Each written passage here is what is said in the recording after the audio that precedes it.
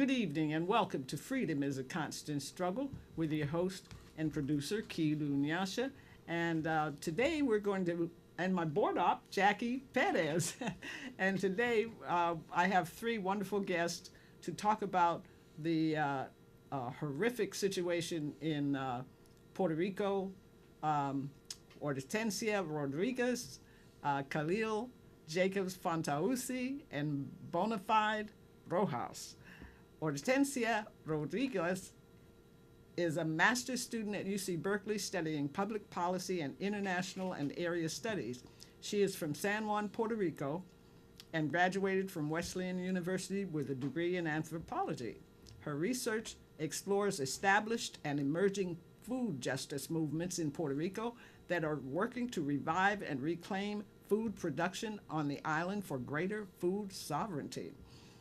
These movements aim to create sustainable food systems that decrease dependence on imports, provide island-wide access to healthy food products, and include community members in production and distribution systems.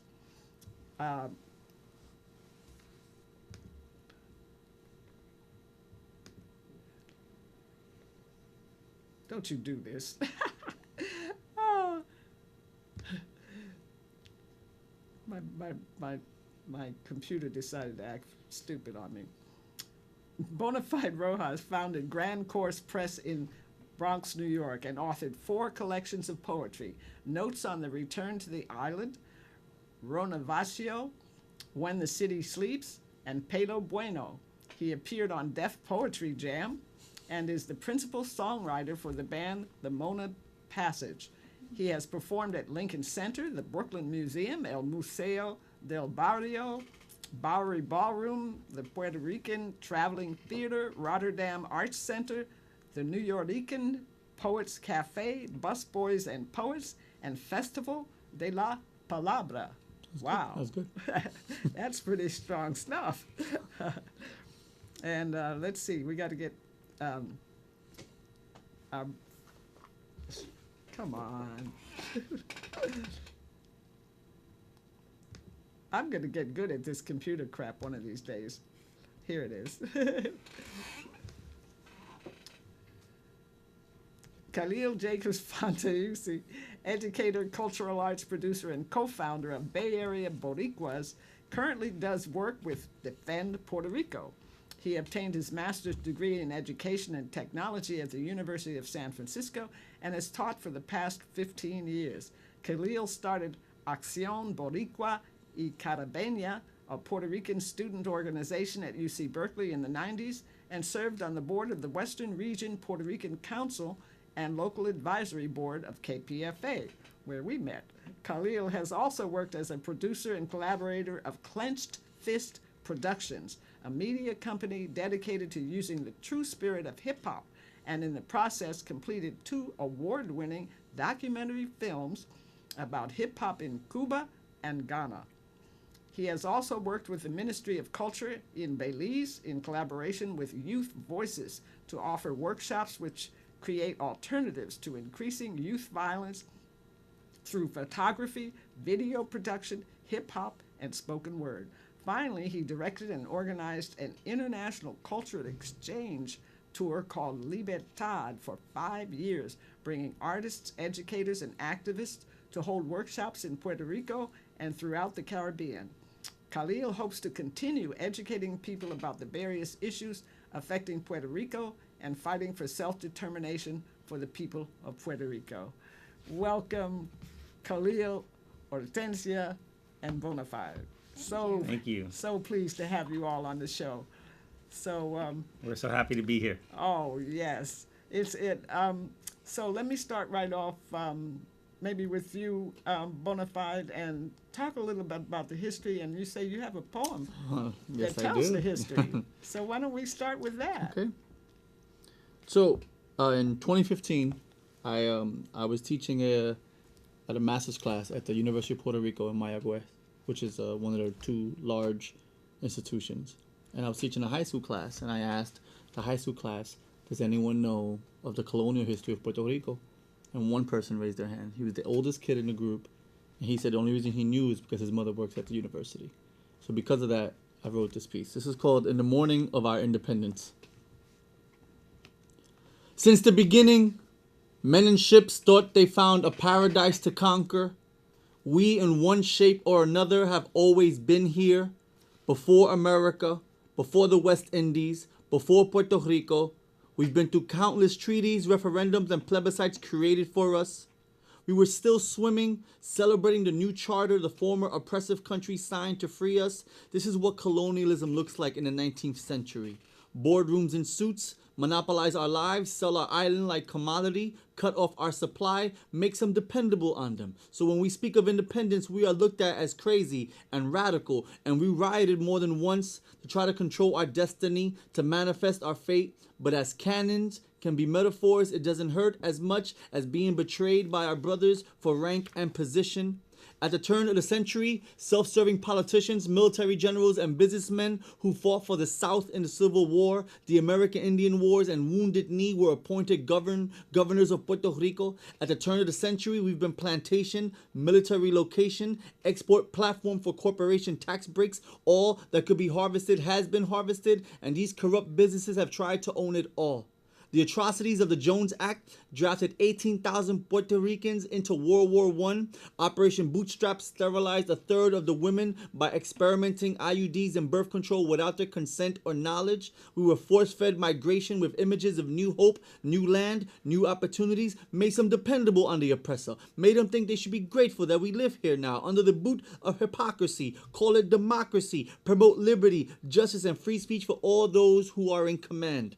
There was once a gag law, Law 53, called La Ley de la Modaza, made it a crime to sing a patriotic tune, to speak a right of independence, to hold assembly in regards to our political status, to display our flag that we love so much. This allowed police to enter anyone's home, to search and seize all property without a warrant, and this happened to us and no one knows the stories. We have uprisings and massacres on our hands. Ponce, Jayuya, Hurtado, Rio Piedras, Naranjito, Peñuelas, Arecibo, and Mayagüez, and no amount of salt water can clean the blood from them. Our body is Salón Boricua. New York City is Salón Boricua. Chicago is Salón Boricua. Philadelphia is Salón Boricua. Orlando and Miami is Salón Boricua. They will continue to come for us, send 40 after us, shoot us, drag us into the street, then arrest us and say we shot first. And how many have died for freedom? Do we know what being free is? Have we been in the embrace of the oppressor for so long that we think this is how freedom feels? We've been fed decades of systematic apathy through corrupt politicians, and elections will be systematically tortured, declared insane after spending 25 years in jail. And if you're pro-statehood, then you're searching for something else, because that will not solve anything, only fully assimilate us into the American fabric. This is what genocide looks like in the 20th century. Our parents never saw a free Puerto Rico. Our children may never see a free Puerto Rico, and our grandchildren may never see a free Puerto Rico. And some of us don't even know how to swim. And it should be a mandatory survival skill, because there are sharks on land and sea and corporations and everything. And some people think I am a sinking ship. And some will jump ship. And others will sink with me. And some will light a candle and then swim to safety. But we all should know how to swim. We don't need imperial lifeguards or American surfboards. We've been a colony of the United States for 119 years, and some of us are fighting to be free. This island that has been run into a $70 billion debt. We don't control our export-import. The Pentagon owns 15% of the land and operates 5 atomic missile bases. English has been declared the official language 3 different times, even though Spanish is also a colonized language. The whole world recognizes us as a colony except for the colonizer. Don't plan the future in the embrace of an abuser. This country does not care for Puerto Rico. Vieques was bombed for over 50 years. No president from McKinley to Trump has ever cared about Puerto Ricans. No commission created by racist white politicians that don't even know our political status should ever speak on the future of Puerto Rico. This is what imperialism looks like in the 21st century. Albizu Campos, Betances, Lolita Lebrón, Rodriguez de Tio, Gonzalo Marín, Matos Paoli, and Filiberto are rolling in their graves. Oscar Lopez Rivera was in jail for 35 years for fighting for liberation. Viva Puerto Rico Libre is not a slogan for a shirt, but for our hearts. So when you defend the oppressor and say that all happened in the past, things are different now. Puerto Rico is a commonwealth. That people voted on it. Remember how we've been cut off our supply, made some dependable on the oppressor. So when we speak of independence, we are looked at as crazy or radical, but we're not. We love the island. And we know that its future won't flourish properly under the control of a government that mainly sees the island as a military location and corporate tax break haven. Those who have died can't tell their story, but we are not dead. We are here, living Puerto Rico, being Puerto Rico, loving Puerto Rico. Pa que lo sepa, this is Puerto Rico right this minute. Bonafide, that's you. wonderful. Thank Bonafide Rojas, folks, that's terrific. Tell folks what the book is again. So in 2015, a professor friend of mine named Juan Flores had a brain aneurysm, and so his colleagues in the University of Puerto Rico brought me down to do a symposium and a tribute, and this started a chain reaction of 8 visits to Puerto Rico in 2 years. Wow. And this is coming from New York, Puerto Rican, a New Rican kid who has a very interesting relationship with Puerto Rico, but this, it opened up the floodgates and all these poems started coming out. And in that process, you see what the activists on the ground are doing even before Hurricane Maria, right? We're talking about very unstable infrastructure, political corruption. So this book ended up being a documentation of Puerto Rico for the last few years. Notes on the return to the island. Yes, ma'am. All right. And Kahlil, talk about some of the things that he was bringing up, some of the issues he brought up. So for me personally, I was born in California. I'm of Puerto Rican and Jewish ancestry. And my really awakening and awareness around what happened and what's happening to Puerto Rico and what it means to be Puerto Rican was when I started the Puerto Rican Club at UC Berkeley. And we started it around culture and around identity, dancing salsa, playing dominoes, eating, and it was fun. But we actually soon came to terms with the colonial history and finding out that there were 4 of the 15 Puerto Rican political prisoners locked up in Pleasanton, Dublin, California, as a way to isolate them from the Puerto Rican community and make it harder for their families to come visit them. So as a club, we each adopted somebody in the prison and we started visiting them. And so our political awareness happened with these amazing leaders and heroes. And Shiros. And Dilcia Pagan, Carmen Valentin, and Lucia and Alicia Rodriguez were the people that really kind of gave us an insight to what it means to be Puerto Rican. And it lit a fire that continues to this day. And I think that when we talk about Puerto Rico, it's also important to realize that we're talking about Borinquen. And I think that people have heard the term Boricua, but they don't know that it comes from the Taínos and the Arawaks and the people that are indigenous to Puerto Rico.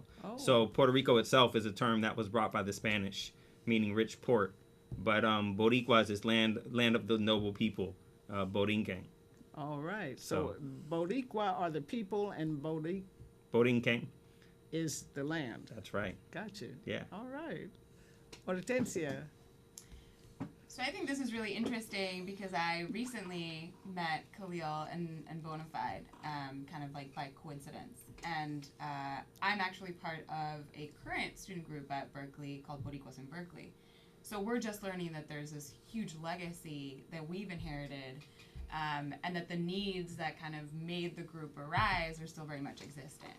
So we wanted to create a space for Boricuas to be able to kind of reunite, and just in that sort of sisterhood and brotherhood, be able to share space and have conversations, because that was something that I think each of us individually was really missing in the Bay Area. I mean, I also lived in New York.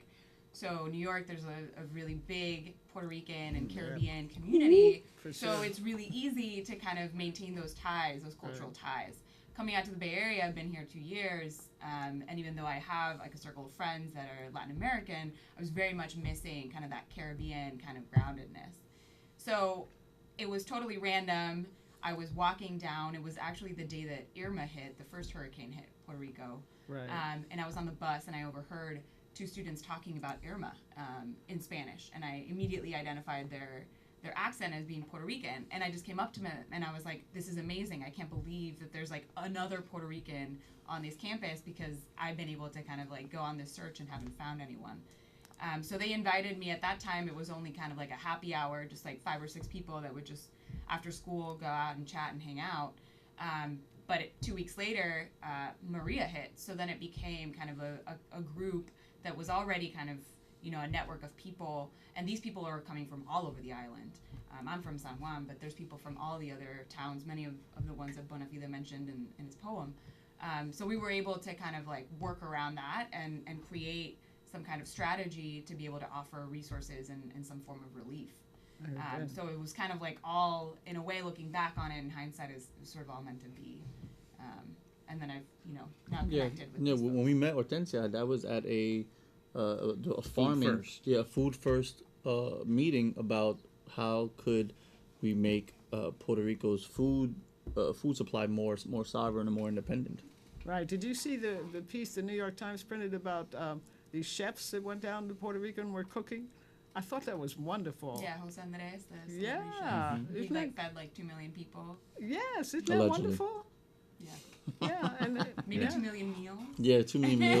Maybe What a somebody great ate more than idea. one. People just kept coming. Yeah, because Yeah, they Those were pointed good. 2 out million that meals, 2 million meals. that a chef is the kind of professional who really really knows how to organize food and feed large people, knows what to do, and so he led the way, and other chefs are picking up the idea and going there and literally cooking food. People are hungry. Yeah, it's amazing how Puerto Ricans from Puerto Rico and throughout the diaspora have really been the solution to dealing with issues relating to Hurricane Maria. There are so many other entities, whether it's FEMA or other organizations that, like the Red Cross, that there's so much bureaucracy. Their hands are tied. They're trying to say this excuse and that excuse while relief aid sits at ports and rots in ports in Puerto Rico. And we've seen the diaspora really stand up and rise up and really kind of support what's happening in terms of making sure that the relief aid is getting to the people of Puerto Rico. Oh yeah, I'm Puerto sure Rico. everybody's aware. I mean, when with the Orange Nightmare throwing paper towels at people, for goodness sakes. Yeah. You know, people are very aware that Puerto Ricans are not getting the help. And this talk about this $350 million contract that this Whitefish. Somebody talk about that. Do you want to You talk? want to talk about that? So Whitefish is this literally a two-person Yeah.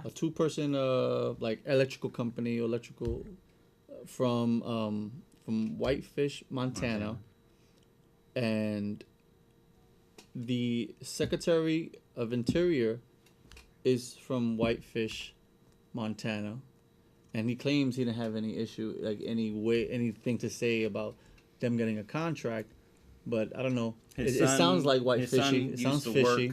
His son used to work for Whitefish, and so when you talk to people about these kind of contracts, in a standard procedure, there's usually an auction, but because this is it was directly a disaster contract, they gave it to whoever they wanted to. This is disaster capitalism. It's Yeah, of course it is. unbelievable. Of course, exactly what this Talk is. about, I mean, the contract had them paying.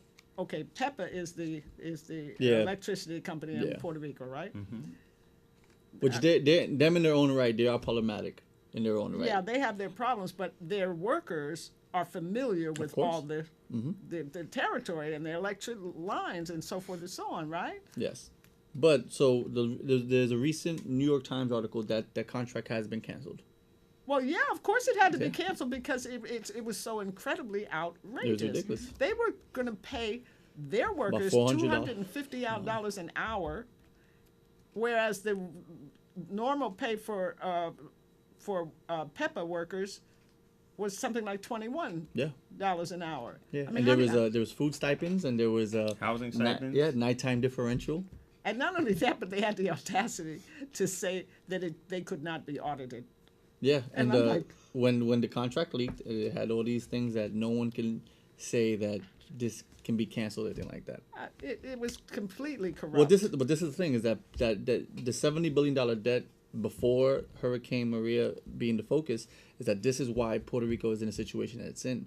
We've had numerous amounts of politicians do these under the table deals, these ridiculous deals that are lopsided, and no one ever calls them to task because it'll get funneled through DC, and then no one in Puerto Rico even can get anything until it's too late. And this is classic, and I'm happy it got taken out, because now I really hope they try to observe all the past contracts that have put Puerto Rico in a situation that is basically crippled because we can't control a lot of these things. We have a puppet governor who doesn't have any real power, and then everyone's just looking at him like we need to do some work. And what about this board? Talk about this board that has all the power. I mean, one of y'all could. Where do we begin? I think one thing I do want to say is that, you know, thankfully this contract was under investigation and was canceled. But this is the tip of the iceberg, right? So when we think about Naomi Klein's idea of like shock doctrine, privatization, this is going to continue to happen. And unfortunately, fortunately now Puerto Rico is under spotlight, right? National spotlight. So we're getting constant news streams of what's going on. We know that slowly that's going to decrease, right? Of course. And this recovery and relief effort is going to take years. So we need to remain vigilant and have the same kind of like critical lens and be able to be outspoken about these issues for a very long time, which takes stamina. Yeah. And we have to do the hard work of like staying informed and remaining informed and pushing and getting these issues out. In terms of the Fiscal Control Board, where do we begin? I can just speak from my own experience. I'm studying public policy, which in this day and age is kind of crazy. I mean, just like the political situation, not only in Puerto Rico, but in the U.S. I was in Puerto Rico when the then governor, Alejandro Garcia Padilla, made the kind of public service announcement that the debt was unpayable. And I remember I was in my house, I was sitting in my living room, I was watching TV. This announcement comes in, and this was the summer before I was beginning my graduate program. And he says this whole message, and I remember just like sitting there and trying to figure out like, what does that even mean? That this debt is unpayable. That there's no way that Puerto Rico can pay its debt. You know, it's sort of at the same time a very sort of loaded statement, but also like an empty statement. Like you don't even know how to make sense of that. Like what does that mean for your community? What does that mean for Puerto Rico? So that to me was just kind of like this fire that has remained throughout my time in public policy. Like it's something that's driving me in terms of how I approach issues, how I approach my learning, what kind of skills I want to develop, and the ways that I want to, like my own political formation, to be able to bring back to Puerto Rico and also, you know, educate other people. But yeah, I mean, there's so much to say. I don't know, where do you want me to begin? So when you look at who's on the actual board, half the people there are responsible for the $70 billion debt. So they are literally paying people to try to fix a $70 billion debt that they helped create. Right. The woman who runs it is from the Ukraine, right? So when you look at, she's getting paid, I believe, and correct me if I'm wrong, but I really don't care because it's still a lot of money. She's getting paid something like anywhere between $300,000 to $500,000 a year. She can take as many flights back to the Ukraine as she wants. And when you look at the track record of her being part of the head of the economy in the Ukraine, it is not something that looks really impressive, right? Like the audacity of them putting together this group, okay, hey, they're gonna help fix his debt, is that when you look into the background to everyone in that's Puerto Rican, they had a hand into creating the debt in the first place. And it's not really a debt. Let's just call it what it is. It's just bad. It's corrupt politics. That's all it is. It's very much corrupt politics, and I think that, you know, unfortunately, it was President Obama who signed this bill into law, and Promesa is the entity that wasn't even able to have its first meeting because the people on the island were so frustrated with this appointed board that had no electoral process in terms of people of Puerto Rico determining who is on that they protested in the streets of Condado, and they were not able to have the meeting because the protests were so large. Right. So this is definitely an example of what colonialism looks like, and in a modern day sense. And we know that over half of the debt is interest, and we know the huge amount of fees that were attached, and the hedge funds and the culture and the vulture funds that were a part of millionaires making more millions of dollars. And it's different than the narrative that these are independently owned small individual businesses that own the debt. When we look at it, it's actually a lot of very wealthy individuals. And since we are a colony slash, made up commonwealth, we can't file for bankruptcy. I was about to say that. Which is what a normal that you and couldn't file you for know bankruptcy. the reality of it, if we file bankruptcy and try to restructure it, the harsh reality is that we would have to take a loan from the IMF or the World Bank, which really doesn't make anything easier. We just have to really It would control. be the same. Yeah, but we have to. thing. But the thing is, we can't control our export import, which is how people make their, how countries make their money. So that's why the narrative is like, yeah, we can go bankrupt, but what happens after we go bankrupt, right? There's so many different intersections and so many roads that have to be clear. And when someone asks that question, whoever's taking charge in this has to have those kind of answers ready for it. Because if they don't, I'm particular that I do not want Puerto Rico to be in a situation that it repeats itself. Exactly. Right? We have some person who's charismatic and he has answers, and then they get into office and they're like, oh well, we sold half the beaches to the Marriott and to HP, and it's all private property. It certainly appears that this is going to be the golden opportunity for the Wall Street creeps to privatize Puerto Rico, to run Puerto Rico's out of there. Thousands have already left, and hundreds have died. We should talk a little bit about the death toll, because the death toll that they're talking about is just a big lie. Yeah. Because people who need respirators and dialysis and all kinds of medical equipment, medical medications aren't surviving. They cannot survive. And in fact, I heard one horrifying report where a woman said, we can't even die because they can't, they're having to cremate people almost immediately without funerals and everything because of the conditions that they can't bury people The properly. morgues are closed. The morgues are, yeah. Funeral homes are closed. Funeral homes, there's no electricity, there's no refrigeration, there's no way to preserve bodies. So People are having to bury their loved ones in unmarked graves in their backyard. yes, that kind of thing. Yeah. Yeah. And So I mean, one of the last reports, I think it was about a week and a half ago, was that there was about 900 cremations signed off on, and they give you locations. That's the figure I heard. It was about 900. 85 in like Rincon, 120 in Mayagüez, and then like they'll give you these numbers and these statistics, and the initial number they said was 16 or 34. right, And, because and that's because whoever is making these numbers, whoever's making these false, these false Undercounts, reports false are not leaving. They're not leaving the Metro San Juan area, right? Like if you're gonna go out and try to go through all 78 provinces, then you have to talk to every morgue, every mortician. You have to talk to all these people, and we already know that FEMA and the military aren't doing that. And let's talk about the military for a minute. Want to address that? Because they've occupied it. I'm sure you're aware that MINUSTA, the acronym for the military that occupied Haiti in the immediate wake of the earthquake, the 2010 earthquake in Haiti, and stayed there, terrorizing the people. So and occupying Haiti. This is very similar.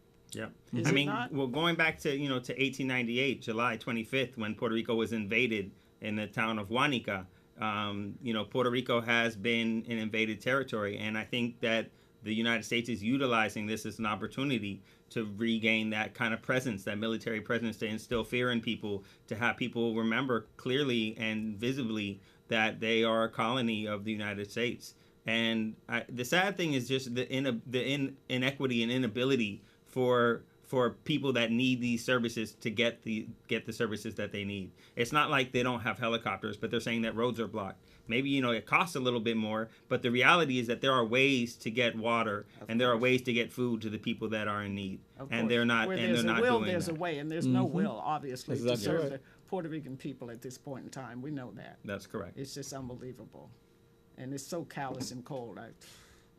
Yeah. And it goes back to what he said earlier about the bureaucracy, right? If FEMA is controlling what the military does, and even if the military wants to do it, they are bordering on a court martial if they break rank and give things to the townspeople. They are breaking rank, and the frustration of people that when you research everything, people are quitting FEMA, they're leaving, they are doing things because they see the people are looking at them, and when they say so, like, we don't have any supplies, and there's literally supplies behind them, they have to break rank, because then what you're doing is preventing a riot by giving, like, the frustration that is mounting in Puerto Rico is like a powder keg, is about to blow up, and people, the military, I know some are empathetic to what's going on, but they also have to, they're worrying about their well-being. And if the number one is saying you do not give people anything, if you do give people food, make sure you take a picture with them, but just make sure that if I say no, it just can't go. And I've gotten word from the island, from people who are working in the situation, that like they are completely frustrated because they feel their hands are tied behind their back. It just blows your mind, that people are so inhumane. Yeah. You wonder how do they get that way? Yeah. How do they sleep at night? How do they sleep at night? For real. Right, because in any situation, if you are disconnected from the situation that's going on, if you are a politician in D.C.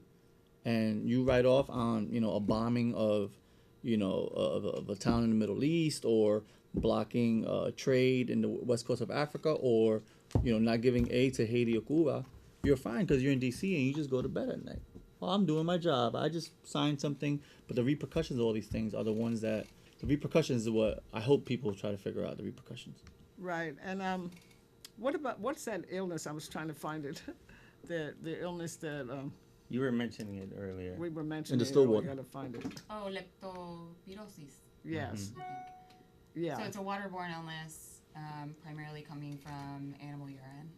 Right. Right now, there's a public health crisis on many fronts, but the main one that's being talked about is the public health. Leptospirosis. Yeah.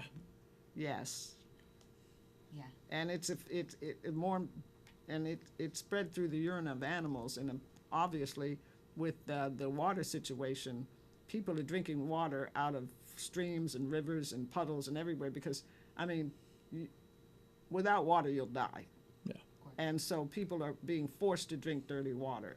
Yeah. And one of the things that I'm really afraid of is a cholera outbreak. Yeah.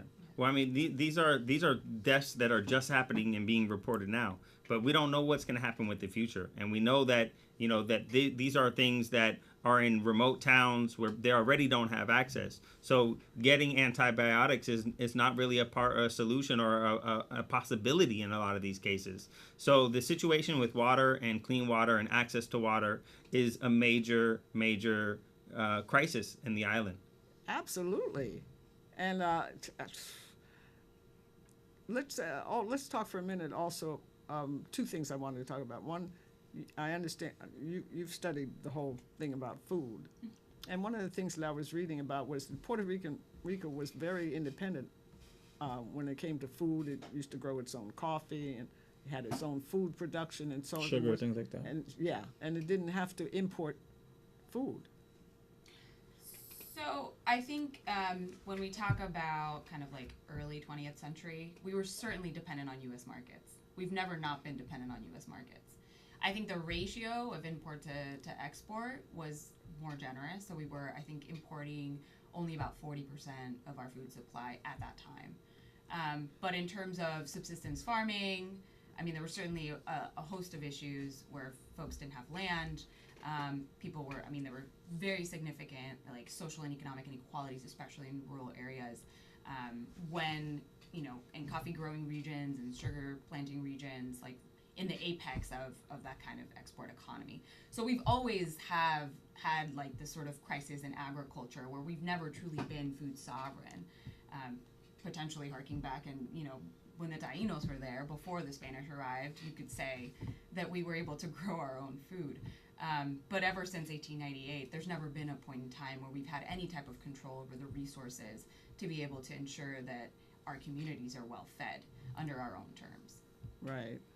And so, and as recently, I think it was up to 80 or 85% of the food in Puerto Rico is imported, and that's before Hurricane Maria. So you Right. could imagine Now, what those forget numbers it. look like now. 100%. Oh yeah. It's Oh yeah. yeah. Yeah, I mean, the agriculture was decimated after, two subsequent, quick succession hurricanes. I think it is important to note, though, that the food that is being consumed on the island, sort of healthy, fresh food, is the remnants of the sort of sustainable agricultural farms that were able to save something, and that they operated within their own networks to create what they're called comedores sociales, sort of these social community gatherings where people would come and cook the food that they could find. I mean, people were literally foraging on the highway to see if they could find a squash or some citrus, which is the few crops that did survive the hurricanes. But they were able to kind of come together, and then with those little tiny amounts of food that they were able to gather, cook for the greater community and be able to feed people. So that's something that's, there's real time resiliency in play right now. And I think that there are, despite these kind of structural issues in terms of, the inadequacy of FEMA, I think it's important to note that there's also pockets of folks that are feeding Puerto Ricans feeding Puerto Ricans, Oh yeah. and being truly sort of self-reliant, Right. and ensuring that each other survive. Oh, I'm Yeah, sure. this Saturday in New York, when I fly back, we're having this huge benefit at Poet's House, and the people we are donating to is Comedores Sociales. Where's Poet's house? It's in New York City. New York City. Well, that's a big place. Where Oh, it's down. It's down by World Trade Center. okay. The reading was organized by Willie Perdermo. So Okay. about a good 25 of us are gonna go and Comedores Sociales is the people who we're gonna donate to, Right on. which is awesome. Yeah, so they're interesting because they started feeding university students within the university, because there's, like UC Berkeley, there's significant populations of students that can't afford food. So they began by offering kind of just free food, free lunch to students, donation based, whatever you could donate. But then a lot of other people use their same model all over the island. So you have this concept of comedores sociales, but in different parts, Right. from Loíza to Rincón, in a lot of different areas. I thought we might play a couple of the clips that we have, to give people a better idea of the storm's impact.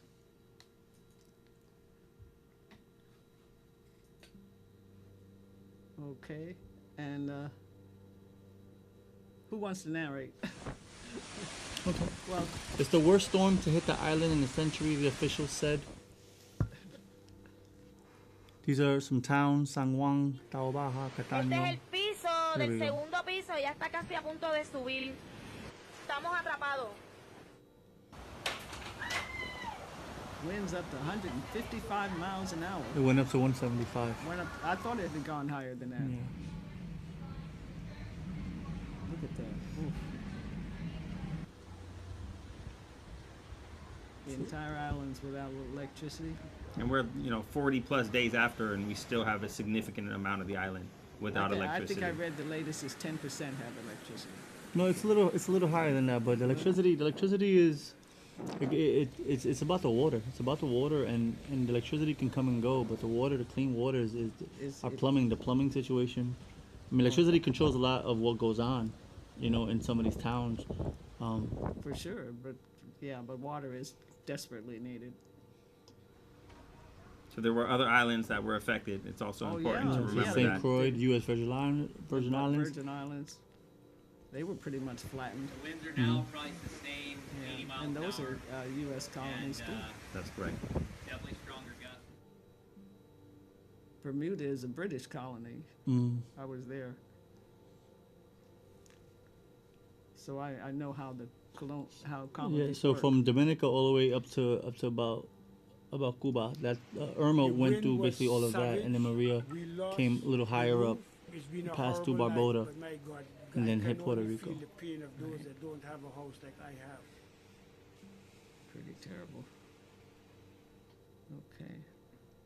So we had, is that it? No, we have one We more. had one more, didn't we? So one of the thought- things is this the Electricity. okay. Yeah, the electricity one.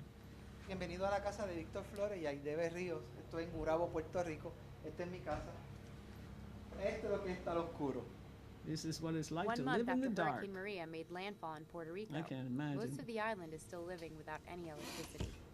Esto es como de The loco. only people who could navigate that are At blind this pace, people. it could take months or even a year for power to come back to all of Puerto Rico. El gobierno, la respuesta fue bien lenta. FEMA says this is the largest sustained power outage of this size that they've ever seen, and there's very few workers to handle it. Oh, by the way, this shows how they workers, the So electric what went workers wrong? responded To answer that question, first let's take a look at Texas, 1 week after Harvey. Hurricane Harvey hit. Look, Thousands of electrical workers converged there from all around the country to help get most of the power back up within 2 weeks. look at that, In thousands. Florida, 18,000 workers went in after Hurricane Irma hit. When there's a disaster in the U.S., power companies band together via mutual aid agreements. Check But it in out. Puerto Rico, that mutual aid never came.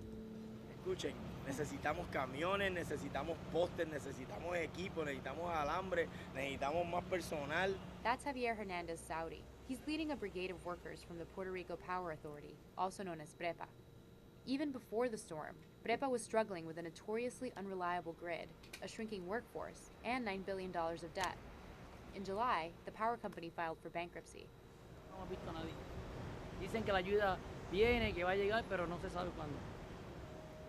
6 days after the storm, instead of engaging the mutual aid network, PREPA hired Whitefish Energy Holdings, a small two-man outfit out of Montana.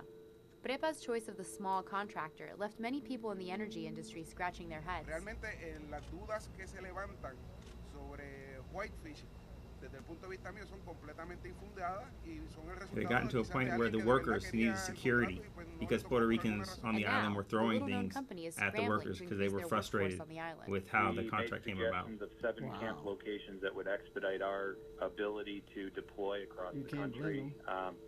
I don't know where those camps are today. Si no hay el equipo y el material, no se va a poder. No se va a poder. Luis is one of the lucky few who's had electricians service his home. But this is how they left it. Me río porque no puedo llorar. ¿Qué vamos a hacer? I know Lo the que quiero feeling es que me of saquen ese laugh to poste, keep from pero los crying. postes no se van, ¿cómo es? Que ellos puedan tener todas las mejores intenciones del mundo, pero la cantidad de personas es muy poquito. Most of PREPA's workers don't have power at home themselves. Lo más difícil es cuando cae la noche y uno llega cansado a la casa, no hay agua, no hay luz, no puede poner un abanico ni nada y está que fuerte. As the island struggles to get its power back, some of the most vulnerable are dying.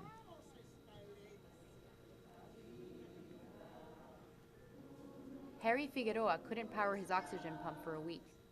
When he began to suffocate, his family tried moving his bed to the balcony for fresh air, but he died in the hospital later that day. What's worse, the family had to wait 5 days to bury him. Bueno, él falleció el martes y estamos hoy, sábado, teniéndolo delante de todos nosotros, pero... El cuerpo se descompuso. No se puso en una nevera y el cuerpo se descompuso. Este es un acto de caridad que está haciendo la funeraria, porque todas las funerarias cerraron. Tú no te puedes ni morir. En este país tú no te puedes ni morir. That's very sad. In this country, you can't even die. Wow. Heartbreaking. It is. It's very heartbreaking. You wonder just how can people be this inhumane, like this, and callous? And so this is a video that actually shows what's going on. This just happened. The video was released 2 days ago, and it's talking about the school closures in Puerto Rico. This is a piece that was done by my brother, Eli Jacobs-Fantauzzi, working with Defend Puerto Rico. Okay. Lloren en resistencia, lo vamos a luchar. Quiero mi escuela abierta, no nos vamos a quitar. Quiero mi escuela abierta, no nos vamos a quitar. Mi nombre es Yael. Está pasando algo muy terrible porque quieren cerrar la escuela de muchas estudiantes. Y esta es mi escuela y yo la voy a cuidar como yo. Estamos aquí en la calle Loíza haciendo una huelga porque no quieren cerrar la escuela Luis Lloren Torres. Le estamos exigiendo al Departamento de Educación que nos baje los informes y el porqué de que no quieren cerrar la escuela. Y nuestros niños necesitan educación. So they were already closing schools to save money, to pay the debt. And now, as a result of Maria, there's even less schools that are open, and there's taking they're taking their time to open. Mi nombre es Emanuel Acevedo, residente de residencial Luis Llorén Torres. Hoy en la mañana se avisó que no iban a abrir la escuela elemental Luis Llorén Torres. Hoy los padres se reunieron, se conformaron para tener una unión de padres para reclamarle al Estado y al Departamento de Educación que queremos la escuela Luis Llorén Torres abierta. Lo que se está haciendo con la escuela Luis Llorén Torres es una injusticia. El martes pasado la escuela apareció como que era una de las escuelas que iba a abrir y que iba a dar clase. El domingo a las 10:30 de la noche le mandan un comunicado a la directora diciéndole que ya la sacaron de la lista y que la escuela no va a estar habilitada para dar clase. Y ese es el reclamo que estamos haciendo. El cuerpo de ingeniero vino y certificó el martes pasado que la escuela estaba apta para ser usada. La pregunta que nos estamos haciendo, que nadie nos ha respondido, ¿por qué el domingo a las 10:30 de la noche anuncian que no la van a abrir? Queremos nuestra escuela abierta. Ya. Así se levantará Puerto Rico. That it opened. Yeah, and you can see how the protest always has the music. That's one thing that I really love in terms of Puerto Rican struggle, is that there's always music accompanying the protests, and it brings that energy and that community together. And that's been a long-standing tradition of how folks in the island protest. Let me ask you this. You know, I met Dilcia Pagan in Dublin, and, you know, she's an independista, and so I learned about the independista movement through her. I also got to meet Oscar Lopez Rivera when it came out. You know, wonderful, wonderful human being. Beautiful just souls. So special. Yeah. But I'm thinking, and I hope I'm right, I want your opinions, that maybe the independence movement will catch fire behind this. What do you think? Well, I think that anytime there is something at this magnitude, there's an opportunity there. Exactly. That to question what has happened and what is going to happen. Exactly. I know that anything is possible. I mean, we were sitting there writing letters to the president trying to get the freedom of Dilcia Pagan and Oscar Lopez. And people said it was going to be impossible. There's no way that they're going to get let out of jail. I was surprised. And I was there when Dilcia walked out of the federal penitentiary, and we were able to embrace for the first time on outside of jail. And so I saw what happened with Puerto Rico in terms of Vieques when we were able to kick out the United States military. So I'm a firm believer that we have power and the potential. Oh, we definitely have power if we use it. And I think that this is a critical time to organize. And I think that the work that people are doing to educate people about the past so that we don't just rebuild what was, but we build a vision for what could be. And it seems to me that it's being the socialistic kind of behavior that's going on right now that Hortencia just described, you know, people helping each other, working together, you know, providing, you know, each other, you know, just helping each other. Well, because that's you know, in South America, in Central America, in the Caribbean, that's how communities work. Right? Exactly. You take care of your neighbor because your neighbor take care of you. And sometimes, you know, people get scared of the word socialism, like they think it's that we're going to turn into this communist country. All it is sharing. I just, you know, caring. Exactly, right? Like if you grow up in a neighborhood, you grow up with these people for your whole life, and if something happens to you, they take care of you, and it's vice versa. In terms of what's going to happen, again, I talk to people as a realist. I just need to know if there's going to be a party or a person that can come in with a platform, because the big thing about Puerto Rico and the diaspora is sometimes it's very divided, right? We're divided politically, we're divided by class, we're divided by ethnicity and race. All these things, we're divided by location. Sometimes, you know, people in one city don't like Puerto Rican in another city, which I think is hilarious, but that is the actuality of it. So it needs someone, it needs a group, a person or a group that can be a connecting force for this moment. This is a really interesting moment for Puerto Rico because it's connecting the whole diaspora, and we haven't had that in a very long time. Even when revolutionaries were killed and put into jail, that didn't connect everybody because there were people who said they should be in jail.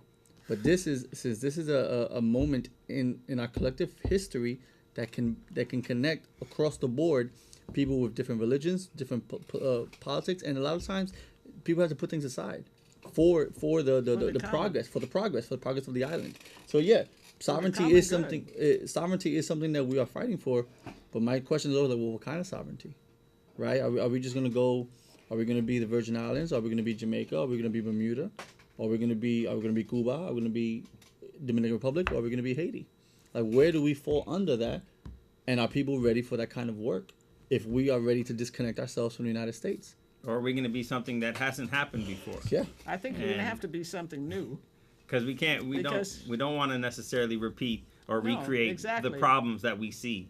And I think that we have the potential and possibility to create a future that is bright and that is new. And I think that it's going to require us from the diaspora, as well as people on the island, really putting in work and working together to push the political agenda and to create a future that is self-sustaining and that is beneficial for us as Puerto Rican people.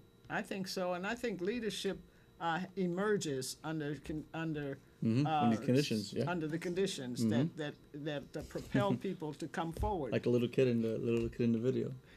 What's the name? But I'm optimistic because I think people will rise up. I really do, especially in the face of this gross negligence and repression and oppression. I'm going to give each of you a few, maybe 20 seconds or something, because we're out of time. Hortencia. Yeah, I guess my last words is to agree that this is a critical organizing moment and one that the diaspora really has to shoulder as well. Right.